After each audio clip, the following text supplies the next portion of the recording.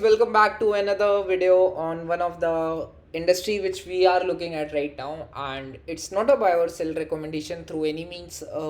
Just a disclaimer: we might be biased in the company we are going to discuss, which we are going to discuss further. But before that, I'm just giving you a brief about myself. So, hi guys, my name is Priyanshu, and right now I am a second year student at one of the colleges known as Shahid Sukhdev College of Business Studies, and pursuing my bachelor in financial investment analysis from there. And going forward, why I am looking at this industry, how I found this industry through someone, and like right now I'm looking at some of the players, and I have decided to like invest in one of the companies as well. So I'm biased in that company as a disclaimer, and it's on yourself. There is no means of guidance ki like on my recommendation you are buying this. It's just for educational purpose and just to discuss and all. So I know, before going forward, I just give you a brief intro ki like how market cycle used to work according to me. So हर business की ना एक cycle होती है. For each and every business there is an equal time of what we can say कि like हर business की एक cycle होती है. For example, if you are looking at a banking stocks right now, private banks and all, तो they are not doing well from last 2 to 3 years. If you look at HDFC Bank, Kotak Bank, I think around 2021 में they have made some highs and all. उसके बाद से they are consolidating from the last 2.5 3 years. And if you look at right now, pharma stocks, pharma sector, it's going very good from the last 1 year. If you talk about right now defense stocks, like such as Garden Reach, Mazdog, Cochin Shipyard, and other. So they are down around 30 to 40%. Whereas if you look at one of the sectors like uh, steel, so it has right now in a consolidation. So each and every cycle na, like for example banking ki jo cycle thi 2014 onwards, it was going good, and like after because the NPAs were getting cleaned off by the new government. And before that, if you just look at and this point of like there are companies who are in infra, they are doing at great right now. Telecom sector is also heading through in tailwinds right now. So like अभी 2020 के बाद से जैसे IT sector has done very well for 1.5 or 2 years, but in 2020, due to recession and all, there is a bit slowdown because in India most of the companies are heading for the service for Europe and American markets, and most of the business comes from over there. So it is very important to time the cycle, because as a retail investor, we are those people who are not able to time.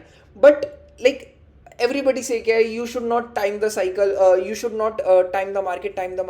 Yeah, it's important ki like that's, yeah, it's true कि like यार हमें time करनी नहीं चाहिए market. But if you enter into a cycle, like for example right now today we are going to have a discussion on real estate cycle. I will tell you ki like why is in India right now the we are at the nascent stage. Because if we see some of the stocks which have grown more than 100 150 200%, so is it really worth looking at right now at this point, at this industry or not? And one of the founders of Alchemy Capital, I have taken some of the keynotes from there, and the founder and CEO Hiren Ved has shared some of his views, and I'm also agreeing with that as well. So I'm just using those, credit goes to Alchemy Capital for that. And I'm going to have I will show you each and everything why at what player I'm looking at right now, and I might be biased in that company as well. So is India real estate market still at a nascent stage? So I will just tell you before going forward. These are the some of the summary points. Real estate market cap growth in line with the per capita GDP for most countries. ठीक है. तो moving forward, uh, Indian real estate market still at a nascent stage. Why I am telling you this? Because if you just look at there ना, Vietnam has, अब इसमें ना जो ये real estate market cap to total market cap, for example अगर Vietnam की जो total GDP है वो 100 रुपीज़ है, तो उसमें से 11.54% इज इनटू रियल एस्टेट. इसका ये मतलब है वेरी सिंपल, ठीक है, कि कितना कंट्रीब्यूशन जो रियल एस्टेट है वो टोटल उनकी जीडीपी में कितना करता है.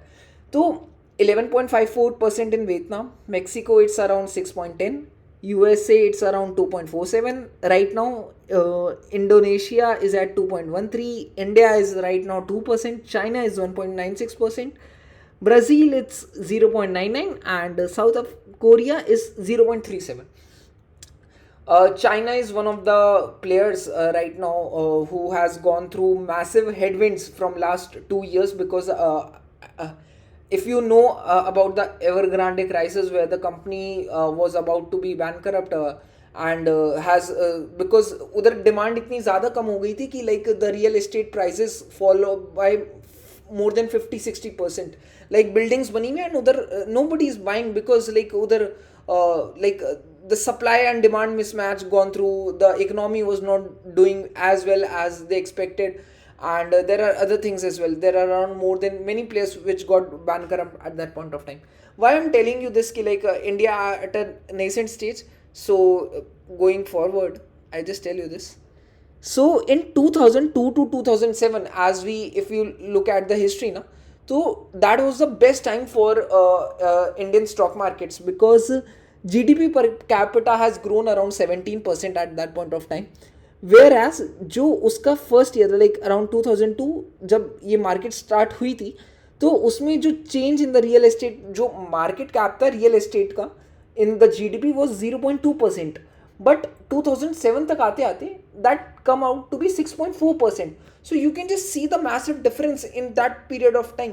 सो at that point of time आपने अपने आसपास या अपने बड़ों से, अगर इफ़ यू आर अराउंड 20-25 और more than that, or if you are a person who is around 40-45, you know, if you have bought here, if you have heard about the like somebody, your friend, or might have invested at that point of time in Gurgaon and all, and you have seen like how the prices of the real estate has rise. It was around so much price hikes at that point of time. फिर 2007 से 2009 तक it was around 4%, जिसमें जो लोगों की पर capita GDP है. I will also tell you what per capita GDP is. So for example if there are 100 people, if total जो कंट्री की जीडीपी है वो 1,000 रुपये है और उसमें सिर्फ 10 लोग रहते हैं, ठीक है. तो अगर इफ वी डिवाइड 1000 by 10 तो वी विल गेट 100. तो मतलब एट एन एवरेज एक इंसान की जो इनकम है पर कैपिटा है वो 100 रुपये है. तो उसी से जीडीपी पर कैपिटा निकलती है. तो राइट नाउ अगर इंडिया की जो जीडीपी है वो $4 ट्रिलियन है, एंड 150 से अगर हम डिवाइड कर दे $4 ट्रिलियन को, तो it comes out to be around we can just say कि लाइक यार $2,600-2,700 एंड ऑल, ठीक है. तो इतना समझ आ गया. तो उसके बाद हम let's move forward, and you can see कि 2009 से 2020 तक जो GDP per capita of Indians has grown around 5%. Whereas जो इन्फ्लेशन है, now we also have to look at the inflation rate. So अगर आप यहाँ पे देखिए तो इंडिया का जो इन्फ्लेशन रेट है वो 4 to 6% के बीच में ही रहा है usually. Some of the years it has been like 7 से 8% बढ़ा है, बट यूजुअली 4 to 6 के बीच में जो आरबीआई है, and India has been like one of the very stable developing economies from the past many years, and we also hope so कि it would prolong for as well. So 2002 से 17% के हिसाब से GDP per capita बढ़ी, but inflation 4 to 5%. So you can just see the like income बहुत ज़्यादा बढ़ रही है, एंड जो इन्फ्लेशन है, जो महंगाई है वो बहुत कम बढ़ रही है. तो लोगों के पास एक्सेस जो अमाउंट आ रहे, दे हैव इन्वेस्टेड, एंड उधर डिमांड ज़्यादा बढ़ी. Demand of real estate got through up because लोगों के पास पैसा ज़्यादा है, एंड उसी की वजह से हुआ क्या कि डिमांड एंड सप्लाई का मिसमैच हुआ, एंड जो प्रॉपर्टी प्राइसेस है that increases. Then in 2007 to 2009 4% के हिसाब से जो है वो बढ़ी, but after that inflation 6 to 7% से जैसे अगर बढ़ रही है, तो then there is a slowdown. Then 2009 to 2020 5% के हिसाब से बढ़ी. Then you can also see कि like percentage of real estate to GDP का जो मार्क है वो कैसे बदल रहा है. सो इन 2002 टू 2007 0.2 से एंड ईयर तक 6.4, फिर 6.4 से 2.6 in just 2 years. Then you can see 2.6 से 1%, then 1.39 से 2.1%, and then right now there is N IMF का जो प्रेडिक्शन है कि जो इंडियंस की जो पर कैपिटा जीबीटी है that will going to increase in a double digit from now onwards in 2024 to 2025 and moving on forward as well. So let's discuss. Price increase has been in like जो मैं आपको बता रहा था कि like wholesale जो index है you can see कि दिल्ली में जब 2002 से 2007 के बीच में 23%, लाइक फॉर एग्जांपल अगर आपने 1 लाख रुपीज़ आपने किसी प्रॉपर्टी में इन्वेस्ट करे तो वो अगले साल तक 1.23 लाख हो गई है. एंड उसके अगले साल इट हैज़ बीन अराउंड 1.5 1.6 के आसपास हो गई है. एंड उसके अगले साल तक इट हैज़ बीन लाइक कि 2 lakhs के आसपास हो गई है. तो यू कैन जस्ट सी कि लाइक यार 3 साल में प्रॉपर्टी के prices were getting doubled. And eight that point of time Delhi में 23%, बैंगलोर में 19%, मुंबई में 18%, कोलकाता में 16%. वेयर एज जो होलसेल प्राइस उस टाइम पे था वो 5% CAGR के थ्रू था. ठीक है, तो जो मैं डिफरेंस की बात कर रहा था कि पर कैपिटा में जो डिफरेंस आ रहा है, वेयर एज जो FY 18 to 23 है, यू कैन जस्ट सी कि like if somebody is invested 1 crore rupees in 2018 इन दिल्ली, तो like right now there is not मतलब अगर आपने 1 करोड़ रुपए इन्वेस्ट करें एंड 6 साल तक आपको उससे 1% रिटर्न मिले तो यू कैन इमेजिन कि लाइक इट्स नेग्लिजिबल. 1 करोड़ की प्रॉपर्टी तो आज भी उसका जो रेट है, जो उस प्रॉपर्टी की वैल्यू है वो भी 1 करोड़ के आसपास ही, ज़्यादा there is not much difference. ठीक है, so why it is so I will tell you कि like why we are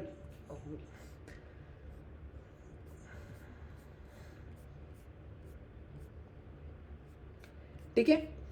so अब हुआ क्या कि इन 2020 हुआ क्या आफ्टर 2020, तो आपने ना देखा होगा कि लाइक जब 2020 के बाद से होम्स की डिमांड इतनी ज़्यादा क्यों बढ़ गई. I will tell you about that. Because work from home is become a culture after that कि like there are people who want 1 room extra, कि लाइक यार 1 रूम एक्स्ट्रा चाहिए जहाँ पे at least people have made offices in their home कि like यार work from home है, now I want my personal space for my work as well. After that the जो real estate की जो डिमांड है वो इसलिए भी और बढ़ गई आफ्टर. एंड उस टाइम पे हुआ क्या कि 2020 के बाद government was also reduce, RBI has also reduce कि लाइक यार because at that point of time interest rate were as low as 6%. मतलब if you are in 2020 if you have taken a home loan that was around 6%. So to increase that demand, and there are people there was so much liquidity at that point of time was trying to infuse by the government at that point of time. After that हुआ क्या कि real estate की जो supply थी, because I also tell you this कि हुआ क्या, real estate is a kind of a cycle जहाँ पे ना you have to take debt to expand. तो there are so many players like in 2008 के बाद से there are players like Unitech, there was Amrapali project and all. You have heard so many stories यार real estate में पैसा डूब गया and all, because उस टाइम पे जब साइकिल बैक टर्न हुई the wealth got destroyed. Like 100 beggars say like Unitech got around the 10 rupees. Like you can imagine the wealth of destruction which take place at that point of time. And apart from that I just also want to tell you this कि right now हो क्या रहा है कि 2020 के बाद से as you see कि like जो there are very few players who survived that cycle. There are only 5 to 7 big players who are listed in India, and there are very small players, but their market cap is not as big as a. And we are going to have a discussion ki like why we are looking at those players as well. So upside to margins and operating cash flows. Cash flow, I will tell you ki like why you should never look for price to earnings in real estate companies. Price uptick led revenue potential of inventory and upcoming planned projects. I will tell you कि like जो जैसे there is a अभी DLF का there is a two एक दहिलियाज के नाम से there is a project जो कमिलियाज राइट नाउ उसका जो प्राइस एक फ्लैट का वो 80-85 करोड़ का है. तो द मार्केट इज एक्सपेक्टिंग कि जो उधर अराउंड उससे 2x या 2.5x ज़्यादा वो महंगे फ्लैट होंगे and that is the most expensive real estate which is going to be developed by DLF in the coming future. Strong sales velocity, record low time to sell entire project. इसका मैं एक example बहुत अच्छा देता हूँ. अभी recently there is a company like Ashiana housing and उन्होंने एक अपना प्रोजेक्ट लॉन्च करा अराउंड 500-600 करोड़ का and with in the next 10 minutes like there are people who are standing with the cheque outside कि लाइक यार हमारा चेक ले लो and with in the next 10 minutes वो पूरी जो बुकिंग अमाउंट है that has been booked and there are people who are standing with the cheque in their hand. Strong balance sheet. जब रियल एस्टेट की cycle within an up move, क्योंकि जो ये listed players होते हैं ना like Prestige, Godrej, DLF, Brigade, Sobha, these are the players like इनकी inventory at this point of time are at very low levels. Like मतलब supply नहीं है जितनी ज़्यादा डिमांड आ रही है इनके पास. And this is the thesis right now. Please and right now I will going to discuss now ki like why we are looking at this industry. So the player which we are going to have a discussion is, sorry,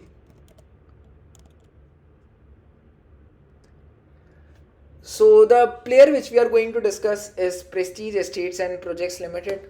It's a company around 80,000 crores market cap. It's a fairly a large company, large cap company, mid cap to large cap के बीच में कह सकते हैं.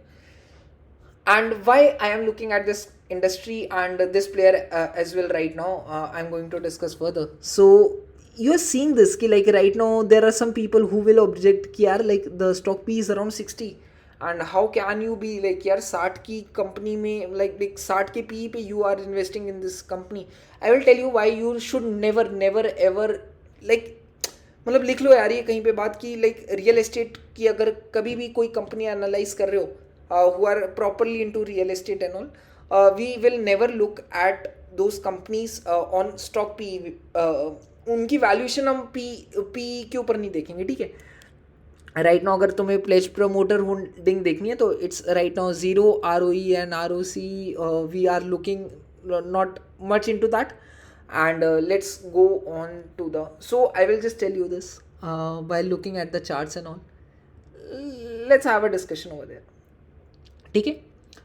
So you can just see कि like after 2020 how the real estate यहाँ से लेकर यहाँ तक there is a consolidation in the phase.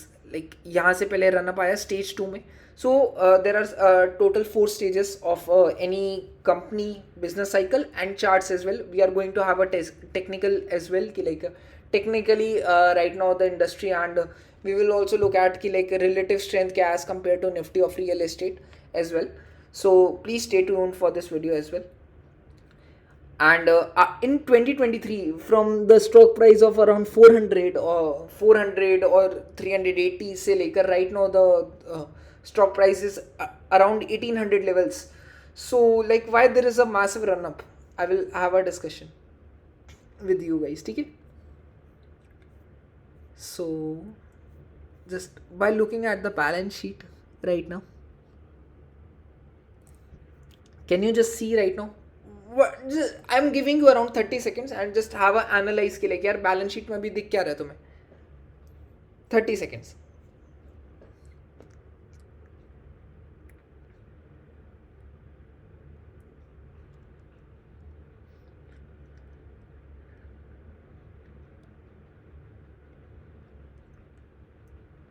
Have you gone through it? क्या ऑब्जर्व करा? फ्रॉम 2019-2020 द डेट जो था, डेट हैज़ बीन इधर बहुत ज़्यादा कम हो गया, then it was again in an upward trajectory. So I forgot to mention 2 to 3 points before going forward. I tell you हुआ क्या 2020 की साइकिल में ना, I as I already told you कि जो रियल एस्टेट की साइकिल होती है you have to play it through debt. Expand करना है तो डेट तो लेना ही पड़ेगा. हुआ क्या 2020 में जब आया तो लोगों के पास there was no amount around Covid and all.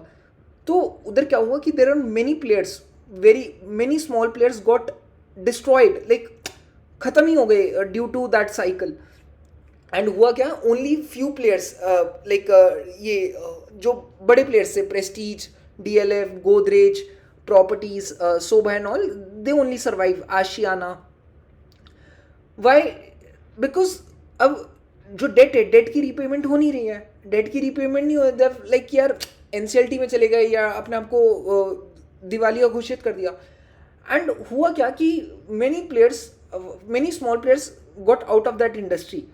And हमें देखना, जैसे अभी हमने एक ज्वेलरी सेक्टर में बात करी, तो उसमें हमने देखा कि यार छोटी कंपनीज पे हमने ज़्यादा फोकस करा. जैसे सेनको की बात हो गई, ठीक है, Senco was a good player because वो छोटी कंपनी थी and that is growing in double digits. But in real estate we always look for big companies. Why it is so? क्योंकि जो बड़ा प्लेयर है ना उसके पास पैसा ज़्यादा है. एंड जिस प्लेयर के पास पैसा, इस इंडस्ट्री में सबसे पैसा ज़्यादा मैटर करता है, because that is the only player who is going to acquire so much land and all and different things as well, because money is required. So I just take you to the PPT of this company first, पहले why I am looking at this. And उससे हुआ क्या, one more point I just want to add in this as well, कि आपने ना अब देखा होगा कि पहले के टाइम में ऐसा होता था कि यार मतलब there are builders near you, या आपने किसी भी एक बिल्डर को ले लिया, तो आज के टाइम में तो आप you won't trust that builder. 2008 में देर इज़ अभी एक होटल, 2008 में उसकी कंस्ट्रक्शन स्टार्ट हुई थी, दरियागंज में देर इज़ अ होटल, वो 2008 से बन रहा है. And after 16 years now that has now that hotel got fully completed. But can you imagine, like 16 साल तक देर इज़ नो, आपने किसी एक प्रोजेक्ट पर अपना पैसा डाला एंड 16 साल से उससे कोई रिटर्न नहीं आ रहा है. Can you imagine? तो हुआ क्या कि एक तो इसमें 3 चीज़ें हुई.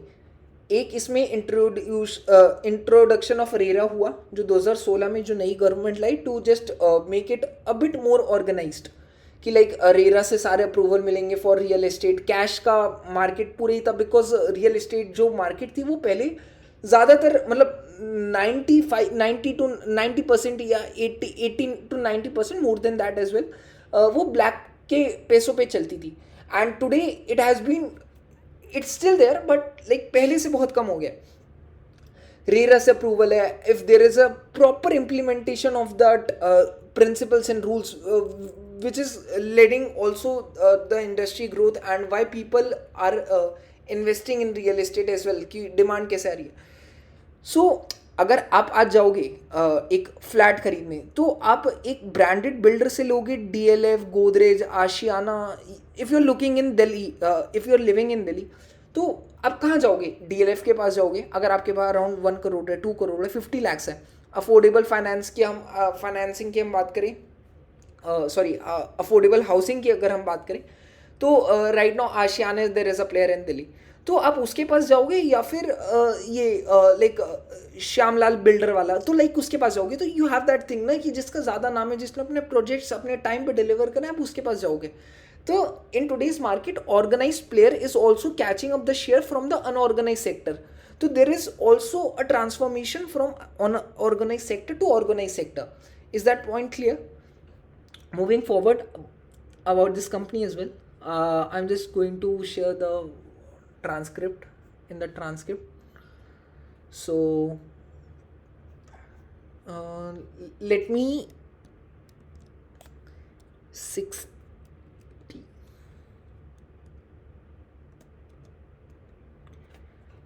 Can you just see this line, just एक बार यहाँ से यहाँ तक पढ़ो एक बार, then I will have a discussion with you guys एक बार, ठीक है.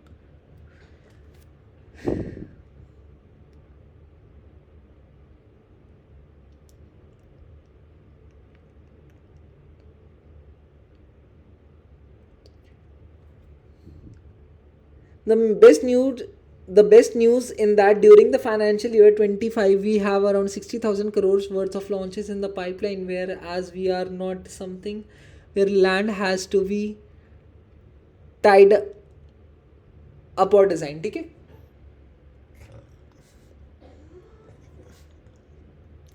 Can you imagine right now company has given a guidance of around 26,000 crores कि they are saying कि प्रेस्टीज कह रहे हैं राइट नाउ कि इस साल हम 26,000 करोड़ की प्री सेल्स करेंगे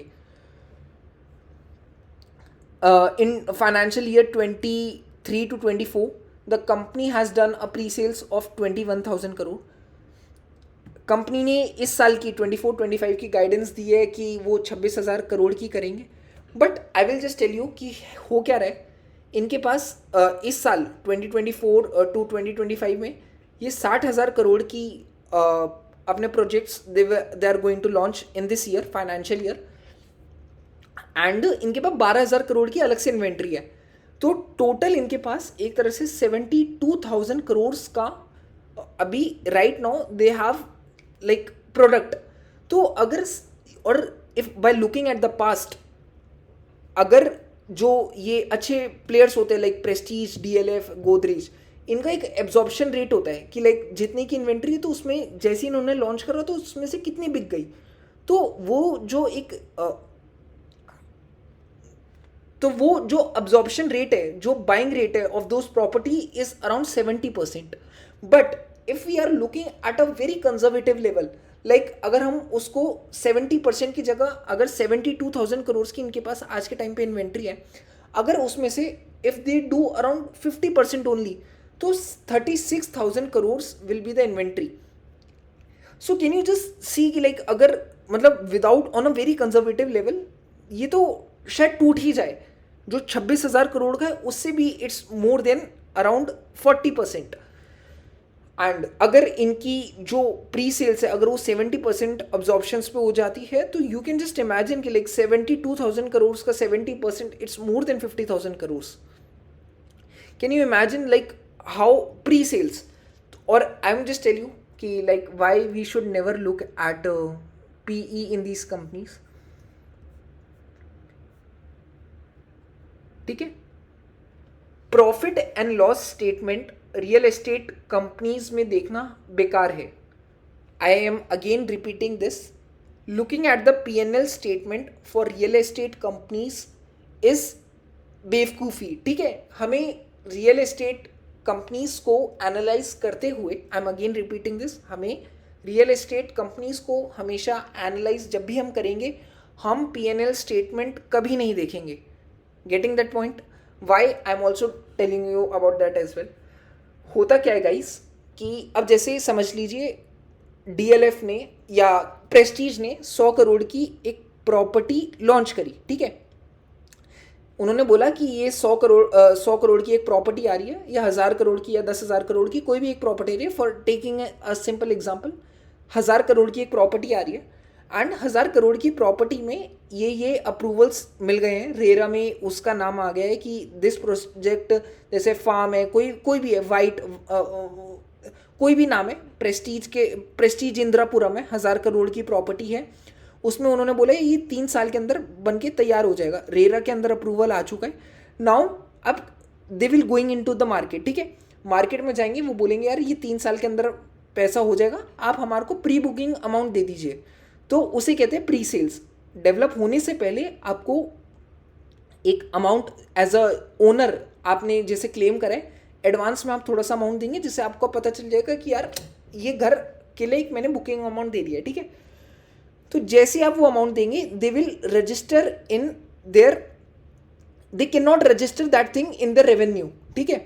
लाइक अगर 1,000 करोड़ की उन्होंने प्रॉपर्टी की प्री सेल्स बुक करी और उसमें से उनके पास 1,000 करोड़ का रेवेन्यू वो आ गया, फॉर एग्जाम्पल प्री सेल्स, मतलब लोगों ने 1,000 करोड़ दे दिए to make that project, but उनका एक्सपेंसेस अगर उस प्रॉपर्टी को बनाने में कम से कम मान के चलते हैं, अगर राइट नाउ जो ऑपरेटिंग प्रॉफिट मार्जिन है वो 30-34% चल रहा है, but at a conservative level हम उसे 25% लेके चलते हैं, ठीक है। तो समझ लीजिए प्रेस्टीज की जो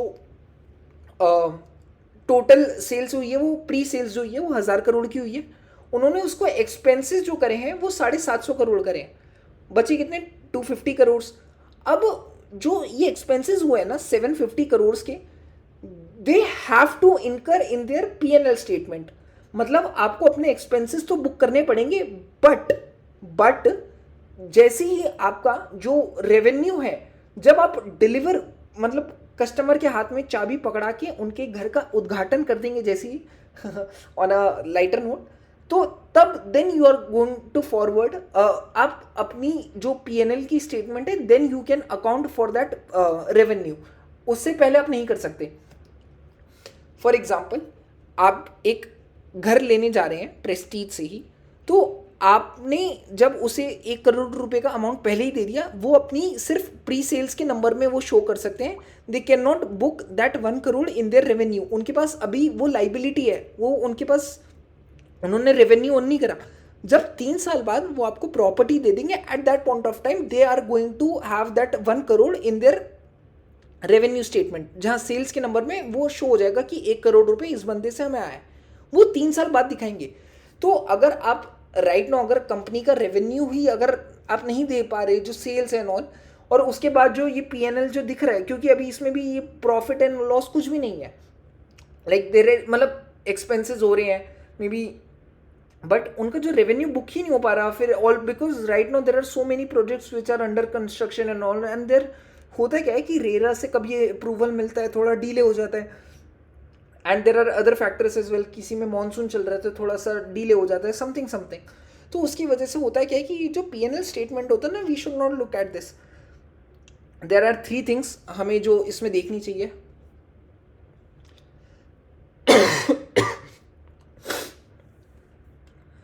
which is cash flow. There is a line which was taught by one of the mentor of mine कि you should track cash flow like a hawk in real estate sector. Like मतलब cash flow is the only thing, जिस player के पास सबसे ज़्यादा cash flow होगा that shows कि उसके पास बैलेंस शीट में उसकी बैलेंस शीट कितनी स्ट्रांग है, that player is going to survive in the long run, ठीक है। सो ये अकाउंटिंग स्टैंडर्ड का फॉर्मूला है, इसमें हम कुछ नहीं कर सकते। अगर आपको लगता है कि यार ये कैसा सा फॉर्मूला है, तो आप एक बार CA फॉर्म में जाके बात करिए, या ये जो CA की ऑर्गेनाइजेशन होती है उधर जाके बात करिए, बट दैट इज ऑल, ठीक है। And these are the players, like if you just look at by the market cap, DLF के पास एक मिनी मोनोपली है इन Delhi NCR region, they're expanding in Goa and other player as well, Macrotech developers, Godrej Properties is a pan India player right now, Prestige is going to become a pan India player, right now it's a Bangalore based, and why I am looking at the players which are right now in Bangalore, I will also going to tell you about that as well, but I hope आपको इतना समझ आ गया होगा। And guys देखो इस time पे ना there are people who will say कि यार इनके पास तो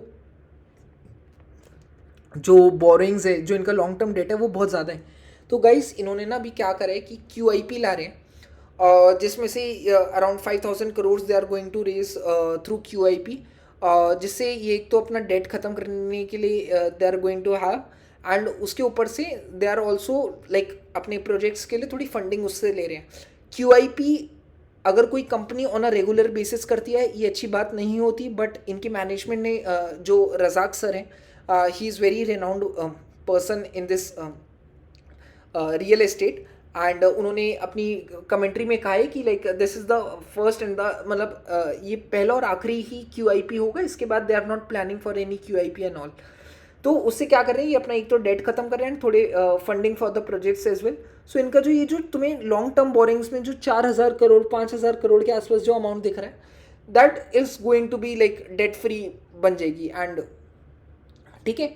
And cash flows, if you just look at the cash flow from operating activity, they have around a cash flow of जैसे 2022 में they have around 2140 का cash flow, 2023 में 1543 का cash flow, and in 2024 1297 का cash flow. ठीक है. If you I will take you. अच्छा, एक चीज़ और इसमें आप देखेंगे कि राइट नाउ जो प्लेयर्स है ना, प्रमोटर्स इज होल्डिंग अराउंड 60%. ठीक है, राइट नाउ इन 2024. ठीक है. वेयर एज जो FIIs हैं, DIAs हैं, उनके पास बहुत ज़्यादा है, रिटेल इन्वेस्टर के पास कम है. तो देखना इसमें जो फ्लोट है ना, that is also going to be very less. तो अगर द डे यहाँ पे जो FIIs एंड DIAs हैं, उनकी the day they start buying this share और in this industry, you will see a massive run up. But at the same time वैसा वर्सा भी होगा, the day they start selling their stake and all, downfall भी बहुत होगा. तो you have to be ready with your exit pointers and will, because अगर आप अपने exit pointers ready नहीं रखोगे इस cycle में, तो you are going to have very difficult times and all in this market. So जो मैं आपको अभी बात बता रहा था 60,000 करोड़ की, लाइक राइट नाउ एक बार मैं आपको टेक्निकल्स दिखा देता हूँ.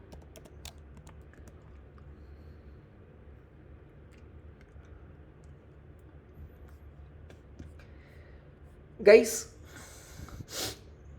Can you just see this एक बार, जस्ट ऑब्जर्व एक बार ना, कुछ नहीं करना यार. I have in my last 3 to 4 years of my journey in stock market, I have just decided कि यार बस एक चीज़, बहुत कुछ 3 से 4 चीज़ें आपको ना बहुत फोकस में रखनी पड़ेगी. पहली ये कि आपको पेशेंस होना चाहिए, because you are coming into a category where patience and discipline is more required. ठीक है. And other things are as well observation and conviction on your story. So just observe this. ठीक है. ये कुछ pointers लिख लेना यार अपनी, अगर if you are making notes of this video, तो अपनी वीडियो अपने नोटबुक के फर्स्ट पेज पे ना just mention these points: patience, discipline, conviction on your story, and be objective with your exits.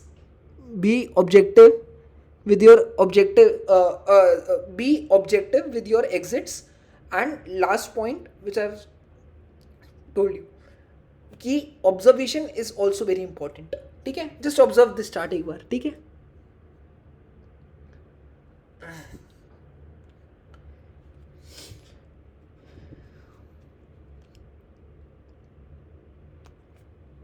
मैं थोड़ा सा एक बार यहाँ से ऐसे करके दे दूँ. ठीक है. Better for next 10 seconds. ठीक है.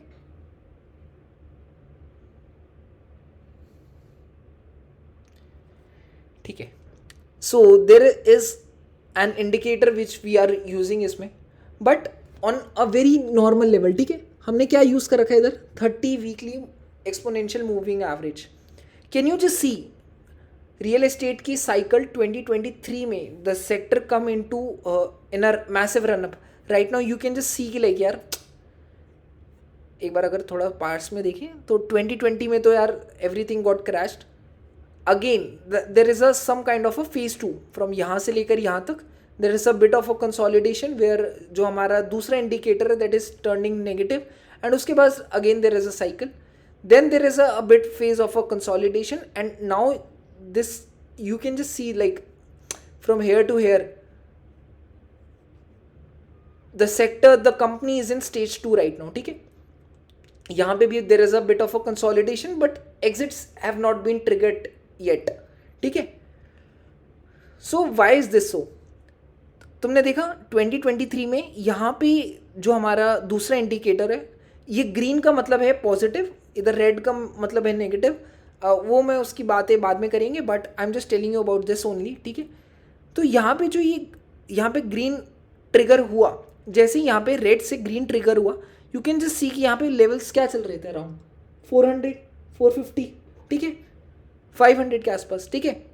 And you can just enjoy, अगर आपने सिर्फ इस टेक्निकल के बेसिस पे यहाँ तक you have ride that journey, यहाँ पे एक थोड़ा सा नेगेटिव टर्न हुआ, but again that turn positive and now you are like यहाँ तक आपने एक, और अगर आपने 30 वीकली मूविंग एक्सपोनेंशियल एवरेज को अगर आपने फॉलो करा होता तो आपका एग्जिट अभी तक ट्रिगर नहीं हुआ. एग्जिट कब ट्रिगर होता है? जब वी स्टॉप जो है वो हमारा नेगेटिव हो जाए और उसके ऊपर से ये जो हमारी 30 वीकली मूविंग एक्सपोनेंशियल एवरेज है इसके मैसिव वॉल्यूम्स के साथ, ये वॉल्यूम्स है नीचे ये, and I just tell you volumes होती क्या है, how volumes depict the price, share price. So as you just I will show you, can you just see like यहाँ पे volumes are very high. This is not retail money. आप और मेरे जैसे लोग आर नॉट राइट नाउ, तो मतलब we can not make these huge volumes in a stock like जिसकी जो मार्केट कैप है, अगर हम 3-4 साल पहले की बात कर रहे हैं तो एटलीस्ट मान के चलते कि 20-25-30 हज़ार करोड़ की कंपनी होगी, तो ये volumes retail investor can never make. Institutions like mutual funds, like private equity and all, जहाँ पे 2-3 हज़ार करोड़ की डीलिंग्स होती है, दे कैन ओनली मेक, या FIIs हो गए जो फॉरेन इंस्टीट्यूशनल इन्वेस्टर्स होते हैं, they are coming with a massive fund, तो they only can make these kinds of volume. Right now you can just see कि लाइक यार कितने टाइम बाद these volumes have been occurred over here, but you can not see right now in the share price right now. But I think it will going to make some impact in the coming futures as well. So हुआ क्या कि जो ये cycle जब turn हुई तो यहाँ से यहाँ तक कंपनी की बैलेंस शीट्स जो भी हैं रियल एस्टेट की उनकी बेटर होने लग गई, डिमांड ज़्यादा आने लग गई, जो because as I already told you कि जब 2020 के बाद से जब देर आर स्टार्टअप्स, अगर if you have heard about, so there is a area I don't remember properly, but Bangalore में like people have जब they have exited from their Flipkart के जो कुछ founders थे, like उनके पास पैसा इतना आ गया था कि like they have bought 70-80-100 crores properties in an area, like villa के विला पूरे, like 3 to 4 विलास एक ही बारी में खरीद लिए, because like लग्जरी हाउसिंग की डिमांड बढ़ गई उसके बाद से. So right now you can just see like यार यहाँ पे जो सेक्टर है that is completely in stage 2 with positive momentum right now in a bit of a consolidation, but ये जो Q2 और Q3 के जो नंबर्स आएंगे in the upcoming quarters, Q2 के रिजल्ट्स तो आने ही वाले हैं with in the next month तक आ जाएंगे. Right now today is 11 October, तो अराउंड नवंबर तक आ ही जाएंगे. तो you will see, and in an recent interview of Irfan Razak he said कि we are expecting more than 40%, 20 to 40% sales growth than the last year. So you can imagine कि like how after that results came out you can just C a kind of a massive run up in the stock. I'm not advising you to invest, it's just your own call, but this is just a perspective which I'm sharing with you right now. So again just getting back to this, तो आपको मैंने जब ये PPT दिखाई and why I'm looking at this company as well, let me just take you to the annual report of this company as well.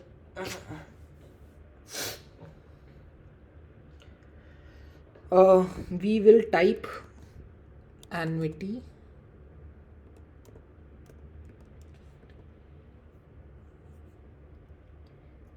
but you can just see there. अब हो क्या रहा है, प्रेस्टीज जो है they are trying to build a portfolio of around 4,000 crore of rental yield. ठीक है, rental yield में दे आर जस्ट ट्राइंग कि लाइक जैसे प्रेस्टीज के कुछ मॉल्स होंगे, होटल्स होंगे, हॉस्पिटल रूम्स होंगे, लाइक मॉल्स होंगे, these are the things which are going to give Prestige a rental income. They are trying to earn on that. Offices में like just let me just show you. Prestige is expecting project annuity income of around 20 FY28 में वो 3,350 crores की they are expecting from the Indian commercial real estate, offices हो गए, malls हो गए and etcetera, जो उनका जो बिजनेस है, दे आर एक्सपेक्टिंग कि यार FY 28 से इनका जो एनविटी का जो एनविटी इनकम है वो 3,300 करोड़ या 3,350 करोड़ के आसपास दे आर एक्सपेक्टिंग। एंड इनका जो दूसरा सेगमेंट है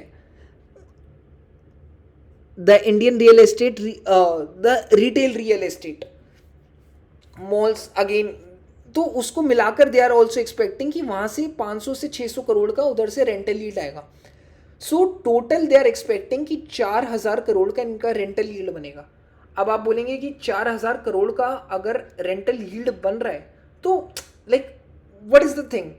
so that is the interesting part in this company. Why there are other players like let me tell you, जैसे DLF है। DLF की मुझे वैल्यूएशंस थोड़ी समझ नहीं आती, I don't know about DLF की valuations, why that company is traded at a very higher multiple, but let me tell you about other companies. DLF में क्या है कि there is a rental business, तो उधर से अभी DLF ने अराउंड 4 से 4,500 करोड़ का रेंटल बिजनेस करा है, एंड उसमें जो EBITDA बना है कंपनी का दैट इज अराउंड 1,700 करोड़। तो यू कैन जस्ट इमेजिन कि लाइक यार 4,500 करोड़ का जो रेंटल था उसका जो EBITDA है वो अराउंड 70 है, but we are not going into that as well कि उनका जो EBITDA नहीं कह रहा, PAT after all the expenses. But अगर एक कंपनी एक 4,500 से 4,500 करोड़ DLF जो है वो अपने रेंटल बिजनेस से कमा रही है, तो उसकी अगर हम वैल्यूएशंस देखेंगे ना तो राइट मार्केट ना, this is again a learning. Make sure to write again in your notes so that you, because these kinds of learnings will help you not in real estate. There are companies जहाँ पे आप just you have to recognize the pattern की follow क्या हो रहा है, ठीक है?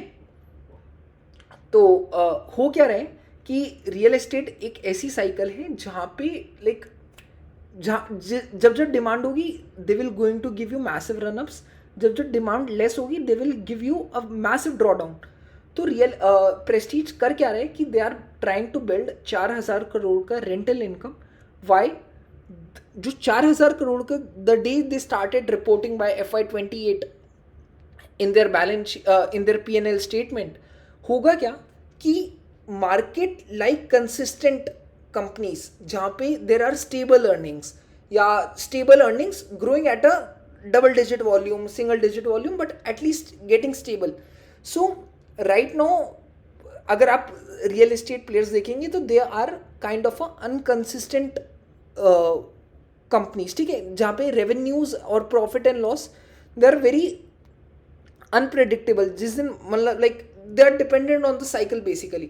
But from the day the market the prestige start showing ki like we are becoming a company from a inconsistent profits to a consistent profit, like होगा क्या कि राइट नाउ तो उन्होंने अराउंड 800 से 1,000 करोड़ का अपना रेंटल बिजनेस बना लिया है, बट इन कमिंग फ्यूचर जब 4,000 करोड़ का ये बना लेगी तो market will start giving better valuations to this company.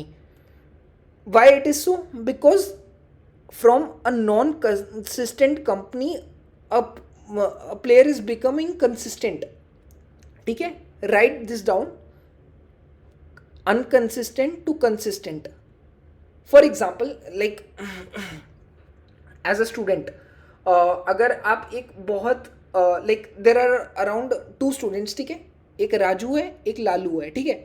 तो Raju is a kind of a guy who मतलब उसके हमेशा से ऐसा आता है कि किसी दिन उसके मैथ्स में 20 मार्क्स आ गए 20 में से, किसी दिन 10 नंबर आ गए, किसी दिन 8 नंबर आ गए, कभी फेल हो गया, और कभी कभी उसके 17 मार्क्स आ गए, कभी 15 आ गए, कभी 8 आए 20 में से, ठीक है? वेयर एज जो लालू है ही इज स्कोरिंग अराउंड 17, 18, कभी कभी 20, देन अगेन 18, 19, 20. तो if you are going to bet कि यार मतलब अगर आप दोनों में से एक पे आपको शर्ट लगानी है कि किसके ज़्यादा अच्छे नंबर आएंगे, तो आप किस पे बेट करेंगे, राजू पे या लालू पे? ऑफ कोर्स अगर आप एक कॉमन सेंस की बात करें तो लालू पे you are going to make ना, why? Because that is showing consistent science कि यार मेरे मैथ्स में से अराउंड बुरे नहीं तो 17, 18, 19 की एवरेज उसमें तो आ ही रहे हैं. वेयर एज राजू जो है that is making very unpredictable कि लाइक यार 80, सॉरी 20 में से कभी 8 आ रहे, कभी 15 आ रहे, कभी कभी लाइक उसको लगता है कि यार I want to beat Lalu, so वो कभी ले आता है 20, बट अगेन उसका मोटिवेशन डाउन होता है. वो संदीप महेश्वरी की थोड़ी वीडियो देख ले तो something like that. No no, I am he is a great person, I am just for a context normal. ठीक है. सो कोई ऐसा यार मोटिवेट होके मेरे पे मत भड़क जाना प्लीज़. ठीक है. सो ही इज़ अ वेरी, तो अब आप किस पे बेट करोगे? The person who is consistent with this numbers ना. तो that is also like by the markets की एक कंपनी है जो अपने 4,000 करोड़ का अगर एनुअल टर्नओवर अपने प्रॉफिट्स में दिखाने लग जाएगी, market will going to give a better valuation than the other players. ठीक है. So that is and like let me tell you, जो वैल्यूएशन की एक छोटी सी एक्सरसाइज हमने करी, तो डीएलएफ का जो बिजनेस है जो 4,500 करोड़ का, 4,500 का, market gives a valuation of around 13 to 15 या उससे थोड़ी सी ज़्यादा, let's assume on a conservative level 15 times की वैल्यूएशन देती है. अगर 4,500 करोड़ का अगर बिजनेस डीएलएफ कर रहा है, तो अगर उसे 4,500 करोड़ को if you multiply it by 15, तो उसकी वैल्यूएशन आएगी 67.5 थाउजेंड करोड़. ठीक है. 67.5 थाउजेंड करोड़. तो अगर हम आज के हिसाब से अगर Prestige in coming years 4,000 crore का अपना पैट कर लेता है, राइट नाउ जो उसकी वैल्यूएशन है अराउंड 80,000 करोड़ है.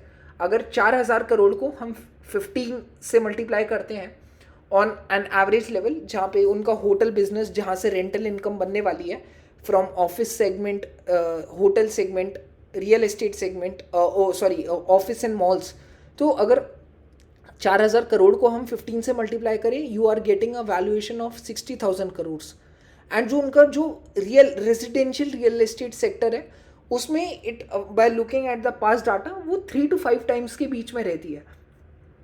तो अगर you can just now do the valuations on your basis ki like how the potential can be big or not, that's I'm leaving up to you. That's a homework which you have to do. And this is all from my side. What are the antithesis क्या हो सकते हैं on this real estate right now by looking at the past? जैसे 2002 to 2007, 5 से 6 साल तक market lasted. सो अभी 2023 से अभी 2024 ही हुआ है and we are at the very nascent stage. अगर ये जो साइकिल है वो परसिस्ट करती है अराउंड 5 to 6 ईयर्स, तो वी कैन जस्ट, अगर 5 साल भी करती है या 4 साल भी करती है, तो we have still remaining 1.5, 2 years, 3 years, or we don't know. But you have to track 3 things very carefully. First one is cash flows. Cash flows are the most important thing which you need to track. कि company ने अगर, और टाइमलाइनिंग of the projects अगर time पे complete हो रहे हैं या नहीं हो रहे, कैश फ्लोज देखने हैं. एंड कंपनीज अगर QIP कर रही है तो you have to be a bit careful, but Prestige से भी एक बार कर रही है, so that's not a big worrisome sign. And it is better कि लाइक वो अपना एक तो डीलेवरेज कर रही है, तो डीलेवरेज कर रही है रिड्यूसिंग इट डेट, तो उनको जो इंटरेस्ट पेमेंट हर साल करनी पड़ रही है that is also getting added into the net profits as well by liquidating everything and all. ठीक है. Apart from that you have to take care like कि अपने एग्जिट्स एकदम प्रॉपर रखने. सो जो मैंने एग्जिट्स की बात करी थी, तो जस्ट ट्रैक, ज़्यादा उसमें नहीं जाना कि there are so much technicals and all, हमें ज़्यादा कुछ नहीं करना. हमें सिर्फ एक ये 30 वीकली मूविंग एवरेज पे हमें एक रहना है. एंड देर इज़ अ, ये मैं आपको बता दूंगा आने वाली वीडियोस में when we are going to analyze different companies as well. Just go to your indicator, type 30 weekly,